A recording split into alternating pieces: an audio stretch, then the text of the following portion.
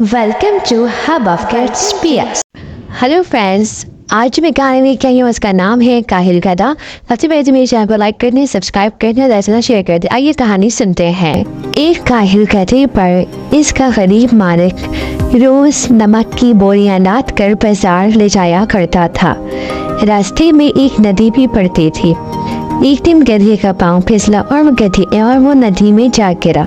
नदी में गिरने के बाद उसकी फुश पर लदी हुई नमक की बोरियां गीली हो गईं। जब गधे के मालिक ने उसे खड़ा किया तो उसे अपना वजन बहुत कम महसूस हुआ, क्योंकि नमक तो पानी में घुल चुका था। उसे ये तरीका जानकर बहुत खुशी हुई। फिर वो आए दिन ऐसे ही करने लगा। जब भी वह नमक की बोरियां लादे हुए नदी के पास से गुजरता तो जानबूझकर पानी में गिर जाता और सारा नमक ज़ाया हो जाता। आखिरकार गधे का मालिक बहुत परेशान हुआ और उसे समझ आ गया कि गधा जानबूझकर ऐसा कर रहा है और अब उसे सबक सिखाना ज़रूरी है। चुनाचा एक दिन उसने बोरियों में नमक की बजाय रुई भरी और गधे पर लाद दी।